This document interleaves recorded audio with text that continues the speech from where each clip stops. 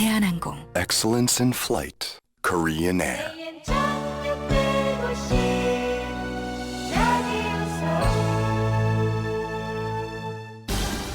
AM 1650 KFOX.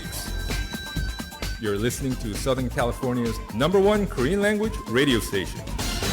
AM 1650 한인 커뮤니티의 중심 여러분의 라디오 서울이 9시를 알려드립니다.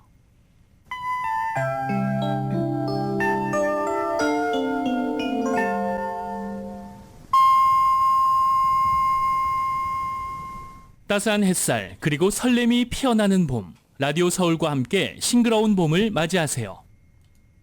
강혜신의 오늘의 미국.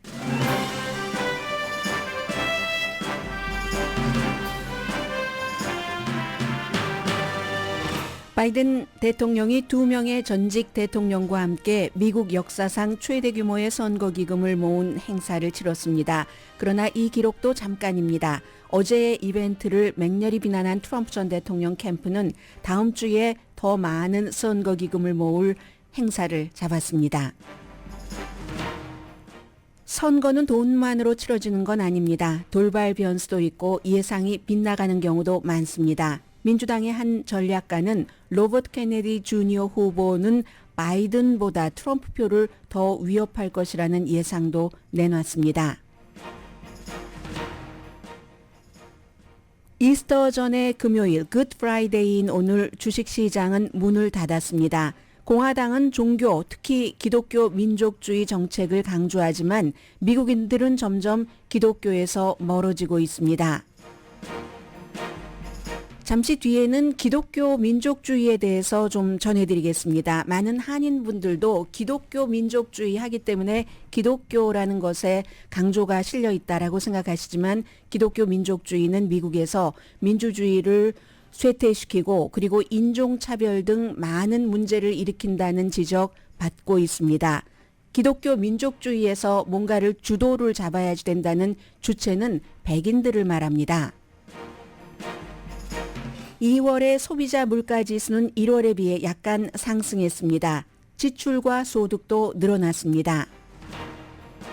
인공지능 재정 자문이 업계를 혼란에 빠뜨릴 것으로 예상됩니다. 러시아가 북한 제재를 추적하는 유엔 감시단을 무력화시켰습니다. 여러분 안녕하십니까? 오늘의 미국 강혜신입니다. 네, 어제의 행사가 이제야 오디오가 나오네요. 네, 이제 아침에 제가 여러분들께 전해드리려고 하다가 없으니까 못한 건데 지금 아마 이제 편집이 됐는가 봅니다. maybe 어제 밤에 있었던 일이기 때문에 맨 앞에 전해드릴 뉴스이기도 하고요. 돈과 정치, 대통령 선거를 함께 이제 묶어서 보도를 해드리려고 하는데 어제 한 2,600만 달러 정도 하룻밤에 모금이 됐다고 하죠. 라디오 시티 뮤직홀에서 좀 전에 잠깐 바이든 대통령 음성을 들어보셨습니다마는 바이든과 또 버락 오바마와 빌 클린턴 전 대통령이 함께 무대에 올랐을 때 엄청나게 기립박수 있었고요. 그리고 CBS의 스티브 콜베르가 사회를 봤는데 5,000명 이상이 들어간 그 극장이 좌석이 매진됐다고 하죠. 그리고 그 5,000명뿐만이 아니라 대부분이 민주당원이겠죠. 온라인으로 신청한 사람은 그것보다 훨씬 많았을 테고요. 그래서 리조 등 아주 유명한 가수들도 나왔고 코미디언들도 나왔고 티켓은 $225부터 오케스트라 이쪽은 한 50만 달러 되는 것도 있었다고 하고 그런데 이제 지금 민주당에서 2,500만 달러를 하룻밤에 모았다는 것이 그만큼 중요하다라는 걸 강조하고 있는 건데 이 모금 행사를 기획한 제프리 카젠버그 바이든 대통령의 선거 공동 캠페인 위원장은 거의 이게 3분의 1 정도는 $200 미만의 소액 기부자다. 그럼 티켓이 $225인데 어떻게 이게 이렇게 되는가 하면은요, 이게 온라인으로 보고 다 이제 온라인으로 기부하는 사람들이 많았다 하는 소액 기부를 굉장히 강조를 하고 있습니다. 그래서 이제 특히 이제 이 행사를 주최를 한 제프리 카젠버그가 우리는 여러분들께서 돈을 기부를 하면 전부 Things are changing. All the things he's doing are so old. Speaking of old. 네, 이제 이 바이든 대통령이 본인의 이제는 나이 같은 것을 스스로 이제 농담으로 삼아서 얘기하면서 그게 장점이라는 걸 강조를 많이 합니다. 역시 이제 코미디언이 사회를 보고 세 명의 대통령이 함께 뭐 여러 가지 이슈에 대해서도 얘기를 하고 했지만 바이든 대통령이 어제 꽃이었기 때문에 오바마도 트럼프도 다 그 바이든 대통령에게 스팟라이트를 보여주는 그런 것이었고요. 그래서 바이든 대통령이 좀 전에도 이제 약간 얘기를 했습니다만 이 선거 자체는 민주주의가 걸려 있는 것이다. 그리고 이제 특히 의사당 폭동 사건에 대해서 트럼프 전 대통령이 그 사람들을 감옥에 갇혀 있는 사람들을 인질이라고 얘기하는 이건 정말 트럼프 전 대통령이 비뚤어진 세계관을 갖고 있기 때문이다라고 얘기하면서 나는 뭐 올드 하긴 하지만 아주 그 희망적인 세계관, 정책관을 갖고 있다. 이 선거에서 우리가 이기면 앞으로 40년, 50년, 60년의 코스를 정할 수 있는 거다. 그리고 역시 그 제프리 카젠버그 행사를 기획한 사람과 마찬가지로 반대편과 달리 우리의 돈, 여러분들께서 모아주시는 이 돈은 전부 모든 유권자가 뭔가를 결정할 수 있도록 유권자에게 다가가는 비용으로 쓴다. 선거 자금으로만 쓴다 하는 얘기잖아요. 법률 비용으로는 쓰지 않는다. 그리고 이것조차도 어제의 이제 그 행사 자체가 민주당에서 말하려고 하는 것을 많이 보여준 것이기도 하거든요. 이 스티븐 콜베르도 사회 보면서 어떻게 농담을 하냐면 이제 세 사람이 쫙 그 무대에 등장하니까 민주당으로서는 뭔가 좀 울컥한 감정도 있었겠죠. 현장에 돈까지 내고 간 사람들은 더욱 기립박수를 한참 쳤습니다. 뭐 4 more years, 4년 더 이런 걸 외치면서 그랬더니 이 스티븐 콜베르가 얘기하기를 여기 있는 이 세 명의 대통령 누구도 뉴욕에 있는데 법원에 가기 위해서 뉴욕에 온 게 아니다. 이제 트럼프 전 대통령과 빗대어서 얘기를 한 거죠. 오바마 전 대통령은 바이든 대통령이 얼마나 입법적으로 성공을 했는가를 강조했습니다. 처방약값 줄이기, 일자리 만들기, 특히 아프리칸 아메리칸에 대해서 트럼프 전 대통령과 트럼프의 지지자들은 점점 미국의 본질에서 무관심해지고 멀어지고 있다. 우리는 앞으로 나가자. 이런 얘기를 했고요. 빌 클린턴 전 대통령이 가장 강조한 부분은 트럼프 전 대통령은 그 몇 년 전에 전 행정부가 말하자면 오바마 행정부가 쭉 해왔었던 일, 그 결과를 들어가자마자 1월 달부터 막 경제가 좋아지기 시작했잖아요. 트럼프 전 대통령이 집권을 하고 나서 금방 그 며칠 뒤부터 그런 것들을 훔쳐서 열매만 따먹고 나서는 하루아침에 내가 대통령이 되니까 하루아침에 경제가 이렇게 좋아졌다라고 주장을 한다 하는 것을 클린턴 대통령 특유의 아주 말 잘하잖아요. 굉장히 그 강조를 했습니다. 그리고 나서 돈을 내고 구경하러 간 사람들이잖아요. 뭐 여러 노래도 보고 코미디도 보고 했으니까 나중에 이제 무대에서 전직 대통령 2명, 오바마, 빌 클린턴 그리고 이제 바이든 대통령 세 사람과 사회를 본 그 스티븐 콜베르도 같이 바이든 대통령의 시그니처 하면은 이게 선글라스잖아요. 그 선글라스도 비행사들이 쓰는 것과 같은 그런 선글라스를 쓰고 있죠. 그래서 네 남자가 전부 그렇게 선글라스 끼고 그러니까 이제 사람들 뭐 엔터테이닝 해주는 거죠. 그렇게 마무리를 했습니다.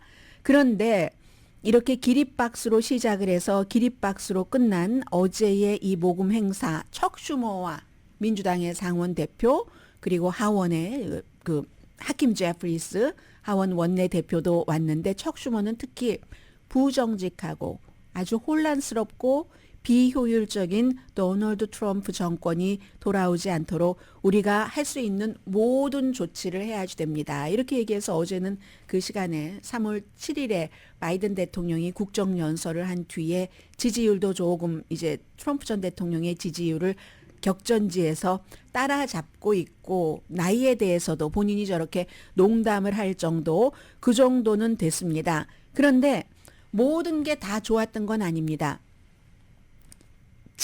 친이스라엘도 많지만 미국에서 특히 이제 민주당 공화당 가릴 것 없이 친팔레스타인 그런 그 시위요. 안에서도 그런 얘기가 나왔고요. 이제 이스라엘이 뭐 지나치다 휴전하라는 얘기들도 나왔고 밖에서는 더 많은 시위대가 있었는데 밖에서 시위하는 시위대의 사진 가운데서 제가 가장 저의 눈에 들어왔었던 것은 그분들은 정말 그 아랍계 그리고 팔레스타인계인 것으로 보였습니다. 팔레스타인의 전통적인 이런 격자 무늬의 스카프라든가 옷이라든가 있잖아요. 그런 것을 이렇게 입고 그리고 그 저녁에 이렇게 바닥에 무릎을 꿇고 앉아서 기도하는 그 모습으로 그런데 표정들이 전부 너무나 진중하고 너무나 비통한 그런 모습들 있잖아요. 어제 이제 밖에서는 그런 모습들이 보였습니다. 그리고 이제 그 같은 많은 것들을 이제 앞으로 버락 오바마 전 대통령이 적절한 시점에 여기저기 캠퍼스를 포함해서 다니면서 이제 사람들에게 팔레스타인 뭐 이런 이스라엘 정책에 대해서도 젊은 유권자들을 향해서 호소를 많이 할 텐데 글쎄요 지금으로서는 이렇게 여러 가지를 뭐 기금 모금도 그렇고 어제뿐만이 아니라 또 뭐 선거 캠페인도 바이든 행정부가 오바마 전 대통령에게 많이 의존을 하고 있지만 전략 같은 것도 마찬가지로요. 오바마 대통령은 지금 바이든 그 캠프 측에 더 공격적으로 움직여야지 된다. 트럼프 전 대통령에 대해서. 너무나 우아하고 너무나 뭐 신사적인 것처럼 보이면서 직접적인 직설적인 단어를 피하고 그러면 안 된다. 선거 기구도 강화를 해야지 된다. 이렇게 지금 그 충고를 하고 있습니다. 일종의 뭐 자문 역할을 하고 있는데 이 오바마의 전략과 자문 같은 것이 얼마나 통할지도 알 수 없고 또 뭐 어제는 이스라엘 팔레스타인 이슈에 대해서 시위하는 사람만 보였지만 그 밖에도 또 민주당 내부에서 분열되는 것들도 있기 때문에 어떻게 될지 모르겠습니다. 그러나 어젯밤은 바이든 대통령에게 행복한 밤이었다. 그 이후에 질 바이든 여사가 또 뭐 여러 가지 뭐 디너 파리 같은 것들도 준비를 했고요. 해서 2,600만 달러 모았다고 합니다. 그리고 또 바이든 대통령이 지금 갖고 있는 돈도 트럼프 전 대통령보다 훨씬 많지만 그건 트럼프 전 대통령이 법률 비용으로 많이 쓰기 때문에만 그런 건 아닙니다.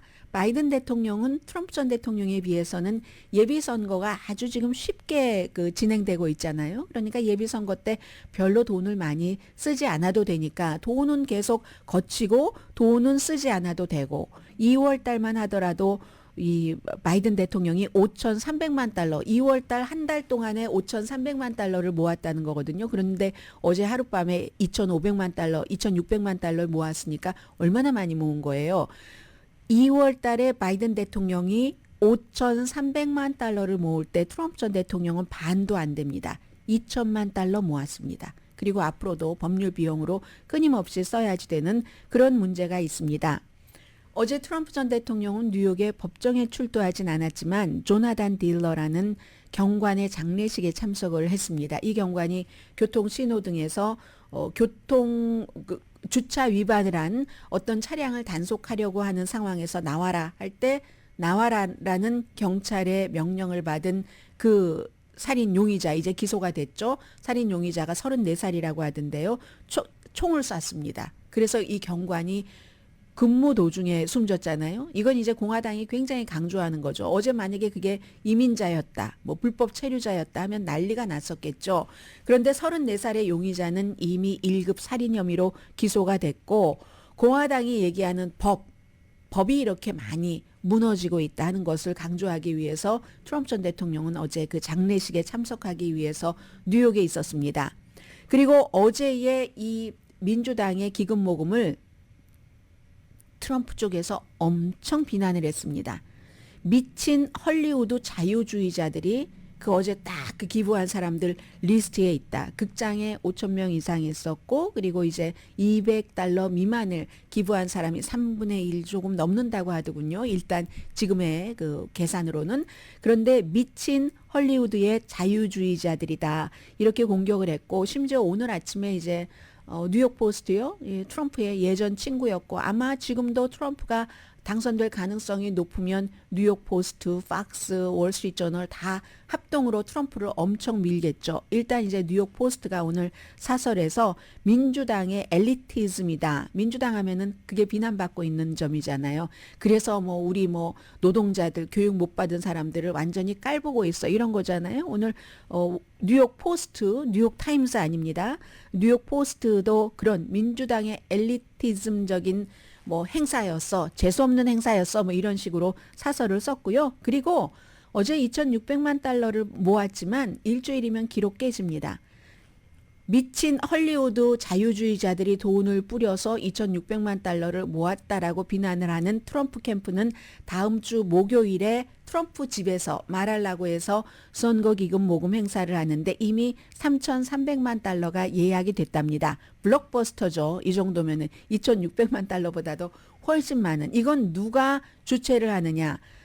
미친 헐리우드 자유주의자들이라고 얘기를 한 그 공화당 이 트럼프 측에서는 해치펀드 매니저가 존 폴손이 주최를 합니다. 이 사람 지금 트럼프 전 대통령이 된다면 재무장관으로 한다고 해치펀드 매니저를 재무장관으로 한다고 지금 하고 있습니다. 지난번에는 골드만삭스의 CEO 출신이었었잖아요. 그리고 이제 또 누가 있냐면 라스베가스의 억만장자 설탕 재벌, 오일 재벌, 물론 카지노 재벌이 빠질 수가 없죠. 트럼프 전 대통령 캠페인에 카지노 재벌, 스티브 윈 이런 사람들이 다음 주에 가서 이 트럼프 쪽의 입장료는 더 비싸요. 어제 그 라디오 시티 뮤직홀에서의 입장료보다 해서 3,600만 달러를 걷는다고 하니까 올해의 대통령 선거가 역사상 가장 비싼 그런 대통령 선거가 될 겁니다. 캠페인 비용으로는. 그런데 뭐 돈이라는 게 항상 그 선거를 이길 수 있게 하는 보증 수표가 아니기 때문에 물론 돈이 경합주에서 많은 광고를 할 수는 있습니다. 그러나 거듭 말씀드리지만 힐러리 클린턴 트럼프 전 대통령보다 선거 당시에 2배나 자금을 많이 쓰고도 떨어졌잖아요. 이 선거 자금은 이길 만큼만 있으면 됩니다. 니키 헤일리 같은 경우는 다 쓰고도 지금 이기지 못하고 돈은 남아있잖아요. 그럴 필요는 없는 거죠. 그리고 또 다른 여러 가지 이슈가 있기 때문에 오늘 아침에도 보면 민주당의 전략가 제임스 카빌이 빌 클린턴의 전략가고 만들었고 했었던 이 사람이 쭉 그 본인의 오랜 경험으로 볼 때는 로버트 케네디 주니어보다 오히려 다른 후보들이 바이든에게 더 해가 될 것이다. 이렇게 전망을 했거든요. 트럼프 측에서도 사실은 로버트 케네디 주니어가 우리에게 좋다라고 뭐 예상을 하고 있는데 이 사람은 조금 다르게 봅니다. 트럼프 측에서도 케네디는 급진적인 민주당이다. 언제나 그럴 거다. 그래서 마가에 좋다. 그가 이제 마가에 도움이 된다면 그것도 아주 좋은 일이지. 이렇게 얘기를 하면서 민주당을 왜 그러는지 근거 없이 공산주의자라고 부르잖아요. 지금 트럼프 전 대통령이 공산주의자들이 공산당들이 그를 투표용지에 이름을 그래서 못 올리도록 온갖 노력을 다 할 거야. 실제로 민주당이 노력을 하고는 있습니다. 그가 올라가면 바이든 대통령이 표를 잃어버릴 것이 바이든에게 갈 표가 그에게 갈 것이 분명하기 때문에. 그런데 이 그 트럼프 전 대통령 팀에서도 그렇게 바이든 팀에서도 그렇게 보고 있는데 제임스 카빌이라는 민주당의 선거 전략가는 그렇지 않게 보고 있는 이유가 이겁니다. 미국에는 그냥 될 대로 되라. 뭐 좌포자기하신 분들이라고 할까요? 그런 분들이 그 될 대로 되라. 캐세라세라 whatever 뭐 이렇게 하는 그런 사람들이 몇 퍼센트들이 있는데 바이든 대통령이 그 사람들의 표를 다 많이 못 가져갈 것이고 캐세라세라 이런 사람들은 오히려 무슨 뭐 질 스타인이라든가 녹색당의 질 스타인이죠. 그리고 이제 무슨 뭐 코넬 웨스트 무소속 이런 사람들에게 많이 투표를 할 것이기 때문에 오히려 로버트 케네디는 바이든보다는 여러 가지 이유로 트럼프를 더 지지하게 될 것이다. 왜냐하면 지금 로버트 케네디 주니어 후보가 저 말씀도 못 드렸어요. 이 캘리포니아주의 구글의 공동 창업자의 전 와이프였고 엄청나게 부자잖아요. 그런 그 여자 변호사를 에린 뭐죠? 이 그 부통령 후보로 딱 확정을 했잖아요. 그런데 오늘 이 부통령 후보도 로버트 케네디 주니어와 마찬가지로 백신에 대해서 굉장히 그 회의적인 시각 같은 것을 분명하게 얘기를 했거든요. 이런 것들이 그 공화당에서 트럼프 전 대통령에게는 만족하지 않는 사람들을 만족시킬 수도 있다고 계산을 하는 거겠죠. 그래서 이제 이 제임스 카빌 같은 민주당 선거 전략가는 로버트 케네디도 트럼프 표를 더 많이 가져갈 거야 라고 얘기하는데 누가 알겠습니까? 항상 선거에는 예상을 빗나가는 이런 일들이 너무 많기 때문에 어느 나라에서나 마찬가지로 한국에서도 조국혁신당인가요? 그 당이 이렇게 반짝이 아니라 계속 그 선거 직전까지 이걸 가지고 와서 의석 예상수가 점점 늘어나고 있잖아요. 그런 걸 예상한 사람이 없잖아요. 전문가가. 마찬가지로 지금 미국에서도 이 제임스 카빌의 예상이 맞을지 아닐지 모르는 겁니다. 모든 것은 너무나 공평하고 신통하고 통쾌하게도 유권자 손에 달렸다는 거죠. 유권자가 지금 오늘이 아니라 선거 이제 그 조기 선거가 시작되는 그 무렵부터 선거 직접 투표를 하는 그 당일까지 어느 당에 누구를 지지하는 유권자가 몇 퍼센트 나가서 실제로 그 사람에게 찍느냐. 거기서 종지부가 딱 찍어지는 거기 때문에요. 지금 이렇게 보는 것은 우리가 쭉 따라가는 것일 뿐이지 결과를 예측하기는 거의 불가능한 겁니다.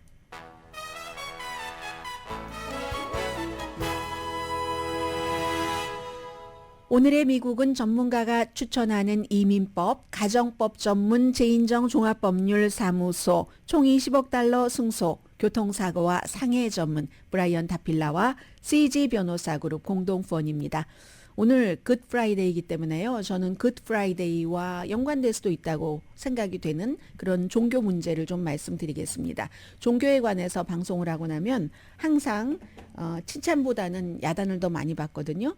그런 점이 있을 것을 알면서도 우리는 그런 방송을 하지 않을 수는 없는 거죠. 방송은 항상 칭찬받으려고 하는 건 아니니까요. 잠시 뒤에 전해드립니다. 기독교에 관한 얘기입니다.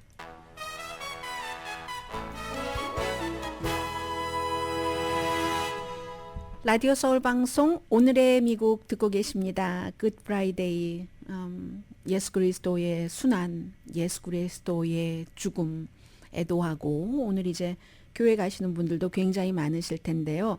미국에서 지금 트럼프 전 대통령도 임기 2기를 기독교 민족주의라고 딱 그 틀을 잡고 간다고 하고, 그런데 그러면 그럴수록 미국 사람들은 꼭 그래서는 아니겠지만 어떠한 이유에서든 종교에서 기독교에서 점점 그 멀어지고 있다는 제가 지금 악스리오스의 보도를 전해드리겠습니다. 현재요 26%가 어떤 종교에도 속하고 있지 않다. 2013년보다 5%가 늘어났습니다. 미국에서는 뭐 기독교 이외의 다른 종교는 전부 소수기 때문에 네.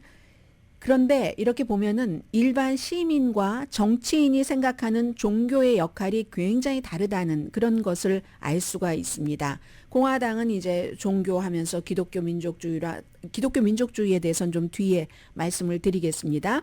해서 뭐 낙태 금지, 무슨 책도 도서관이나 학교에서 금지하고 특히 성소수자의 권리를 제한하는 것을 굉장히 강조를 하죠. 이게 이제 백인 그 복음주의의 가장 그 중요한 띠이기도 하고, 그런데 대중들은 정치가 그러한 것을 위해하는 그런 것을 하는 것을 굉장히 싫어한답니다. 종교가 내가 살아가는데 중요하다라고 생각하는 사람 현재 53%입니다. 2013년보다 72%가 줄어들 2013년에 72%에서 지금 53%로 거의 20%가 줄어들었죠. 이 여론조사는 초당파적인 공공종교연구소에서 한 겁니다. 미국에서 바이블을 $60에 파는 트럼프 전 대통령, 아니면 하원 의장, 마이크 존슨 하원 의장의 그 기독교 민주주의로의 뭐 회귀 이런 것 주장은 말도 못 하거든요. 엄청나거든요. 그래서 트럼프 전 대통령이 무슨 교회에 가서 성경책 들고 사진을 찍으면 좋아요 좋아요, 마이크 존슨이 더 심한 말하면 좋아요 좋아요 하면서 충성도는 굉장히 강합니다. 그러나 그 확장성이 줄어드는 거죠. 청중이 점점 줄어드는 거죠. 기독교 그룹 가운데 가장 많은 신도를 잃어버린 그룹은 카톨릭입니다. 2023년도 지난해가 이제 제일 레이티스트이기 때문에요.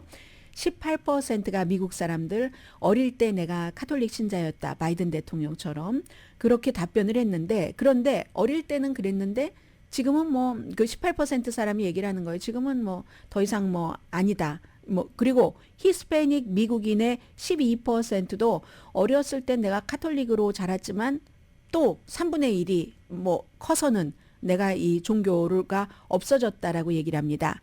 그런데요. 백인 복음주의 개신교는 한때는 많이 내려갔었어요. 그러다 지금은 조금 안정적으로 다시 그 자리를 찾아가고 있고 흑인 개신교, 주이시 아메리칸이 그 자신들의 종교를 유지하는 비율이 가장 높답니다. 그리고 미국 사람들 10명 가운데 1명은 뭐 어렸을 때는 종교가 있었는데 종교가 없어졌다 하는 게 아니라 어렸을 때부터 종교 없이 자랐다. 이런 거고요. 아무튼 왜 그럼 그러는가? 종교의 가르침을 안 믿는다는 겁니다. 안 믿거나 아니면 동의하지 않는다. 앞에 말씀드린 그 여러 이슈 뒤에 이제 또 그 기독교 민족주의 말씀드릴 때 조금 더 말씀을 드리겠습니다. 특히 젊은 사람들은요. 종교가 없다고 답하는 30대 미만의 60%, 저 종교 없어요 라고 얘기하는 30대 미만의 60%는 종교가 성소수자의 권리를 너무 박해하기 때문에 왜냐하면 이 젊은이들은 뭐 요즘은 뭐 성소수자도 너무 많고 친구들 성소수자도 있고 본인이 성소수자이거나 친구가 성소수자가 아닌 젊은이들이 없을 정도잖아요. 그러니까 교회에 그런 것들이 너무 불편하다는 겁니다. 너무 거북하고 너무 거부감이 있다는 거죠. 그 이유가 교회에 안 가거나 종교를 믿지 않는 이유다. 그런데요. 여기에 비해서 일반 시민하고 정치인들이 하는 일이 다른 것은 정치인들은 미국 정치인들은 거의 종교인입니다. 거의 기독교인인 거죠. 예를 들어서 뭐 팔레스타인계로서는 유일하게 하원에 한 사람밖에 없잖아요. 라시드 트라이브라는 미시건주의 연방 하원의원 그런 정도로 뭐 90% 이상이 기독교인입니다. 그러니까 당연히 기독교 뭐 민족주의라든가 그리고 의회에 백인이 많잖아요. 기독교 민족주의와 통하는. 그러니까 이제 그쪽으로 간다는 겁니다. 백인, 기독교인이 뭐든지 다 잡고 정치, 경제, 사회, 문화, 역사 휘둘러야지 된다 하는 게 기독교 민족주의로 상당히 비판적인 시각이 강합니다. 아무튼 그래서요. 이건 11월 16일부터 12월 7일까지 지난해 그 조사니까요. 5,627명 18살을 대상으로 50개 주와 디스트릭 오브 컬럼비아에서 했기 때문에 오차 범위가 굉장히 낮습니다. 1.79포인트. 그런데 의회 의원들 가운데서는 정말 크리스찬이다 하는 사람이 90% 그리고 나머지 종교가 조금 있는 거죠. 주이시다. 주이시도 많아요. 6.2%, 또 불교다 하는 사람이 0.8%, 무슬림은 뭐 1%도 안 되는 당연히 이 불교보다도 더 낮게 되는 거고요. 90%의 기독교를 포함해서 카톨릭 또 뭐 구태여 구분을 하자면요. 복음주의, 유니테리안까지 다 합쳐서 아무튼 기독교가 90% 나머지가 이렇게 그렇게 돼 있으니까 일반인들과 미국의 그 정치인들 사이에서 종교가 있느냐 없느냐가 이렇게 많이 다른 겁니다. 아무튼 그렇게 된 거고요. 그리고 지금부터는 좀 가능하면 짧게 크리스천 민족주의, 크리스천 내셔널리즘, 기독교 민족주의에 대해서 좀 말씀드리겠습니다. 기독교 민족주의라는 것은 당연히 민족의 정체성도 기독교에 뿌리를 두고 국가의 모든 정책, 이익을 다 기독교에 뿌리를 둬야지 된다. 기독교의 신앙과 가치와 맞지 않는 것은 그건 다 잘못된 거다. 그러니까 이제 이게 성소수자, 뭐 책, 뭐 여러 가지가 나오는 거잖아요. 미국에서만 그런 건 아닙니다. 예전에 무슨 뭐 유럽에서부터 필요했으니까 그게 시작이 됐었던 건데 그런데 뭐 팬데믹 이후 가까운 곳부터 가자면 이 캐나다에서도요, 뭐 교회 문을 닫는다고 막 이러면서 이 기독교 민족주의 같은 거 많이 컸고, 그리고 기독교 민족주의의 수장이라고 할 수 있는 사람은 블라디미르 푸틴입니다. 물론 러시아 정교지만 그걸 딱 그 기독교 민족주의로 간다고 하고 그 러시아 정교회의 최고 헤드와 블라디미르 푸틴이 너무나 친하잖아요. 그래서 종교의 최고 헤드라는 사람이 전쟁을 지지합니다. 러시아에서는 우크라이나 전쟁 잘하는 거야. 잘하고 있어. 이렇게 하면서 기독교 민족주의의 수장이 블라디미르 푸틴이라니까요. 그런가 하면 정치가 조금 미개하다고도 할 수 있는 부분적으로 뭐 남아프리카라든가 한국도 기독교 민족주의가 굉장히 많은 나라에 속하고요. 그럼 지금부터는 제가 미국의 기독교 민족주의를 조금 말씀드릴 텐데 복음주의자다라고 말하는 사람 사이에 많습니다. 물론 어제도 제가 그제도 말씀을 드렸더니 복음주의자 가운데서도요. 트럼프 전 대통령 무조건 지지하지 않는 사람 많습니다. 그건 많죠. 이제 대체적인 그림을 말씀을 드리는 거고요. 보통 백인이 어떤 이유로든 차별을 받고 있어. 이렇게 생각하는 사람들이 기독교 민족주의를 가져가야 돼 하는 사람이 많습니다. 그렇기 때문에 이민에 대해서 반감 갖고 이민자들이 왜 와서 불법이건 합법이건 우리보다 더 잘 살지? 뭐 이런 것에 대해서 반감을 갖는 사람들이 많고요. 특히 미국에서는 의사당 폭동 사건 이후에 백인 기독교인들 정체성과 기독교 민족주의가 일치되는 게 굉장히 많습니다. 기본적으로 미국에서는 이제 동성애자들 아니고요. 이성애자 또 백인 이게 굉장히 강조됩니다. 기독교 민족주의에서 또 미국에서 태어나야지 된다. 이민자를 배척하는 거잖아요. 첫 번째 언어가 영어여야지 된다. 그래서 총기라든가 이민이라든가 이런 것에 대한 이 같은 정책이 나오는 겁니다. 굉장히 인종차별적이기도 하고요. 마조리 테일러 그린 같은 사람이 기독교 민족주의자다라고 얘기를 하고 있고 마이크 존슨 같은 사람 마찬가지고 의사당 폭동 사건 때 정치에서 자신들의 아이덴티티를 찾으려는 사람들, 기독교 민족주의자, 트럼피즘과 통한다고도 볼 수 있습니다. 이렇게 민족적인 정체성과 기독교 신앙이 결합이 돼서 문화적으로 굉장히 보수다 하면서 가족에서의 무슨 성적인 역할 같은 것, 뭐 이런 거, 도덕성, 전통적인 가치 굉장히 중요하게 생각하는 거, 전통적인 가족의 가치를 중요하게 생각하면서 또 트럼프 전 대통령을 딱 이렇게 굉장히 우월하게 놓고 추앙을 한다니까요. 그리고 기독교 민족주의가 종교적인 우월주의도 있습니다. 그래서 기독교가 다른 종교보다 굉장히 우월하고 국가가 당연히 기독교를 보호해야지. 그러니까 뭐 어떠한 기독교적인 뭔가 상징하는 것도 당연히 공공장소에서 해야지 하게 되는 겁니다. 시작 자체야 뭐 19세기 유럽에서 이런저런 이유로 왜냐면 뭐 산업혁명, 프랑스 혁명으로 얼마나 어수선했어요. 그때 정치적으로도 불안정하고 그래서 이제 그때의 여러 가지 뭐 전통적인 가치 등등에서 나왔던 것이 각 나라로 가면서 그 나라에 맞게 이렇게 되는 거고 미국에서는 백인 복음주의자들이 주축이 돼서 이렇게 왔습니다. 그래서 낙태에 반대하고 난민 들어오는 것에 엄청나게 반대를 하는 거죠. 그런데 이 같은 기독교 민족주의에 대해서 또 비판하는 사람은 기본적으로는 한국 분들은 생각을 해보셔야 된다니까요. 백인 위주라니까요. 이게 종교적으로 편협하다. 왜냐하면 기독교가 우월하다고 얘기를 하니까 민족적으로도 좀 극단주의고 이 나라에서 태어나서 영어를 말하는 사람을 우선하니까 다른 종교나 다른 민족에 대해서 차별을 하니까 그렇게 될 경우는 당연히 그게 그 차별이 소수인종과 여성에 대한 차별로 갑니다. 가니까 뭐 물론 스코틀랜드 이런 데도 다 그 나라별로 다 맞는 기독교 민족주의는 있다고 말씀드리고요. 올해의 가든 컨트리라는 다큐멘터리 영화를 만들었는데 아주 유명한 랍 라이너라는 뭐 인기 있는 영화 많이 만든 사람이죠. When Harry Met 뭐 셀리라든가 아니면 뭐 시애틀의 잠 못 이루는 밤도 이 사람 만든 건 아닌가요? 뭐 제일 주목받았었던 그 작품 성으로 A Few Good Men 같은 걸 만든 이 감독도 미국의 이런 기독교 민족주의가 굉장히 민주주의와는 어긋난다. 민주주의에 위협이 되고 극단주의를 가져간다 하는 뜻으로 만든 영화 올해 초에 개봉이 된 이런 영화도 있습니다. 아무튼 기독교 민족주의다라고 얘기하면 무조건 교회 다니시는 분들 좋아하시는 분들 많으신데요. 다른 거 여러 가지 다 있고 인종적으로 백인 중심이다. 백인 우월주의자들이 많아요. 그 운동을 하는 사람들이 이것 전해드립니다. 잠시 뒤에 뵙겠습니다.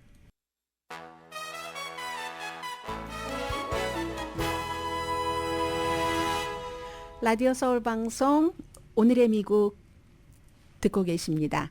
네, 어제는 뭐 소비자 심리에 대해서 조금 말씀을 드렸고요. 오늘은 물가지수에 대해서 말씀을 드리겠습니다. 2월 달에 소비자 물가지수가 1월에 비해서 약간 상승했습니다.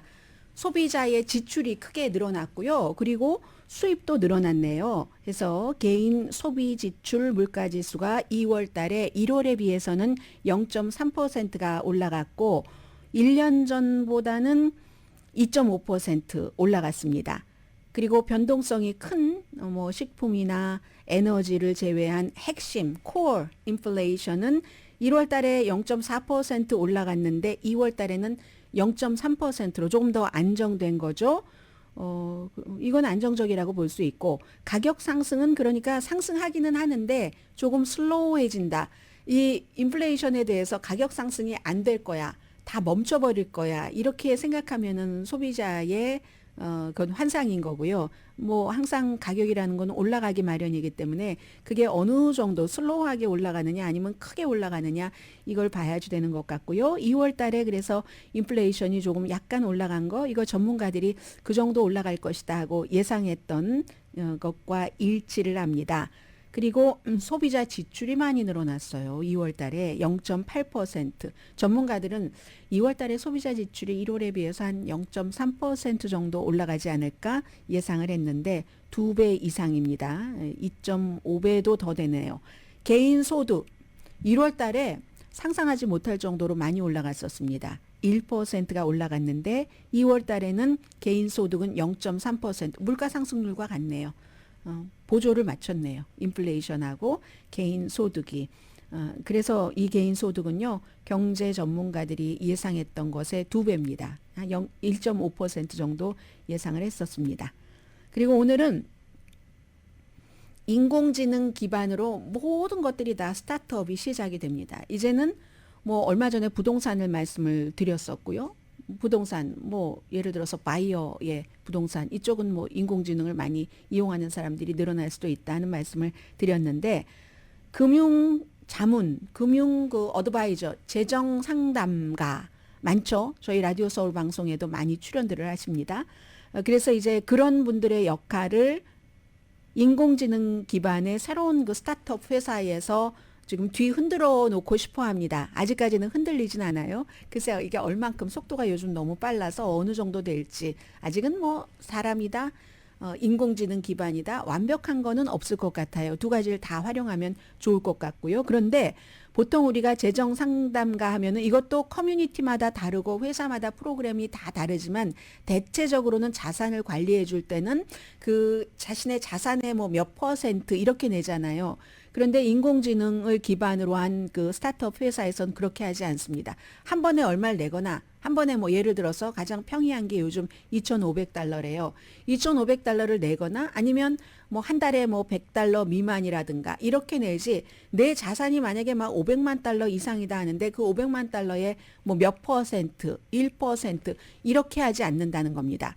그리고 모든 사람들은 다 그 자산 자체가 500만 달러, 뭐 1000만 달러 이렇게 이상 되지가 않기 때문에 그 자산에 대해서 뭐 몇 퍼센트를 가져가는 이런 프로그램을 또 늘 갖고 있을 필요도 없다는 얘기예요. 지금 이 같은 스타트업을 인공지능 기반으로 만들어서 하는 사람은 필요한 때마다 그리고 이제 어느 순간순간에만 필요하지 뭐 예를 들어 1년에 한 번이 됐건 뭐가 됐건 그렇게 많이 필요하지 않은데 어떤 사람들은 돈이 뭐 한 뭐 예를 들어 200만 달러 있다. 근데 200만 달러에 뭐 몇 퍼센트를 자문료로 줘야지 된다고 하면 또 뭐 부담이 될 수도 있잖아요. 55세 미만의 대부분은 재정 자문과의 뭐 정기적으로 만날 필요가 별로 많지 않잖아요. 아무튼 그런데도 뭐 별로 만나서 자문 받는 것도 없이 그거 해놓고도 뭐 이런 것들이 불편한 사람들 그런 사람들에게는 이제 새로운 인공지능을 기반으로 한 것이 훨씬 편리하다는 겁니다. 인공지능이 부동산 업계에서도 무슨 자료 같은 것을 뭐 인공지능을 활용해서 이미 여러분들께서 뭐 진로라든가 이런 곳에 들어가서 어느 동네 세일이 넣고 하면은 뭐 이게 만약에 사람에게 부탁을 하면 그분이 다 찾아서 해야지 되는데 이 컴퓨터에만 넣어도 방이 몇 개짜리를 원하느냐 그 메뉴 자체도 뭐 모빌 그 manufactured home부터 뭐 싱글 뭐 듀플렉스 아니면 뭐 다세대 가구까지 막 쫙 있고 화장실은 한 개냐 1.5개냐 2개냐 뭐 이런 많은 것들이 있잖아요. 한꺼번에 쫙 계산을 금방 뭐 2초도 안 걸려요. 해주잖아요.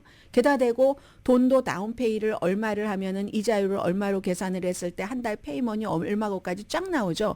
그런 식으로 개인 재정도 그렇게 한다는 얘기입니다. 그래서 이제 금융 자문 서비스가 보통 이제 번들로 하잖아요. 이제 자산의 뭐 예를 들어 1%를 지불하면 뭐를 어떻게 해주고 이렇게 하는데 결과적으로는 그게 굉장히 큰 비용이 될 수도 있고 그래서 이건 이제 새로운 것은 오히려 인공지능이 훨씬 더 많은 자료를 수집을 하고 막대한 양의 금융 정보를 수집을 하고 그리고 손님의 뭐 소득, 지출, 부 이런 것을 심층적으로 더 잘 계산하는 거니까요. 더 잘 분석을 할 수 있고 정말로 진정한 맞춤형 서비스를 준다.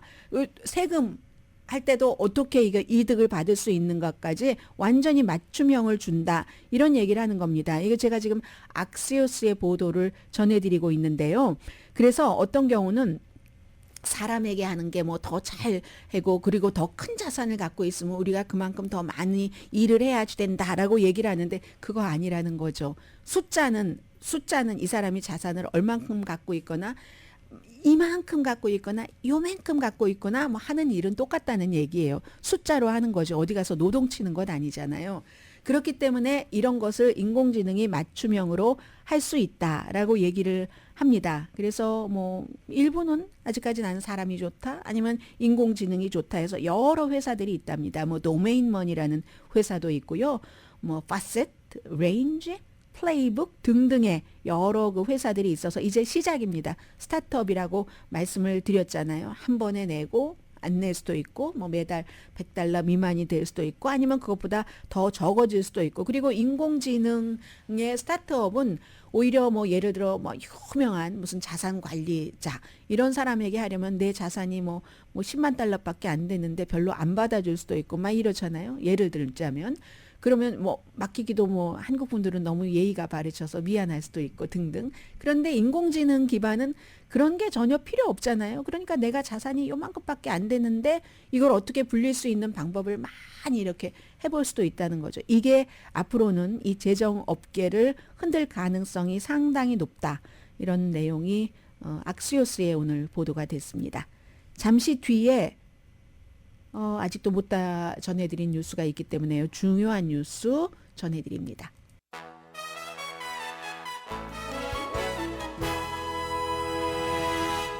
라디오 서울 방송 오늘의 미국 듣고 계십니다.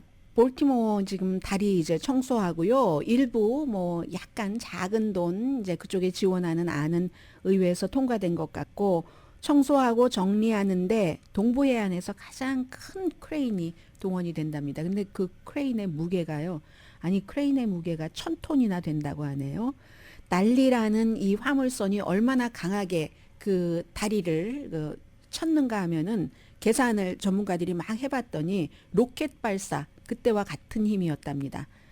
견디기 불가능한 그런 힘이었네요. 그리고 지금 볼티모어 히스패닉 커뮤니티에서 라틴 아메리카 이민자들이 전부 6명이 숨졌기 때문에 청소하다가 도로 굉장히 그쪽은 지금도 침통한 분위기라고 하고요.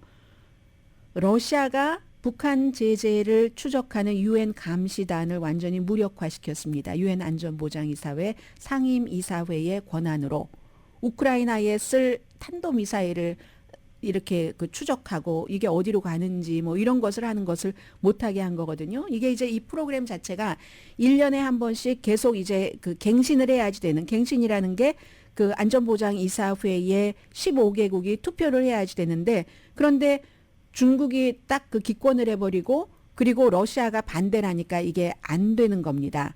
그러니까 이제 미국과 영국 이런 나라에서는 당연히 우크라이나가 제일 심하고요. 그 북한의 뭐 여러 가지 무기가 러시아 쪽으로 들어가는 게 맞는 거네라고 얘기를 하죠. 원래는 이 유엔 감시단이 유엔이 2006년부터 핵무기 프로그램 같은 것을 다른 나라에 수출하지 못하도록 하는 경제 제재를 받고 있기 때문에 하는 건데 그게 또 묘하게도 러시아와 연관이 됐는데 또 북한과 러시아가 서로 지금 손을 맞대고 있으니까 러시아가 딱 이걸 금지를 시켜주니까 북한은 거기에 대해서 경제 제재에 대해서 추적을 당하지 않고 러시아는 북한의 무기를 들여갈 수 있다 하는 거죠. 아무튼 13개국이 찬성표를 던졌어도 중국이 기권하고 러시아가 반대하니까 안 되는 거죠. 그런데 사실은 러시아와 중국은 꽤 됐어요.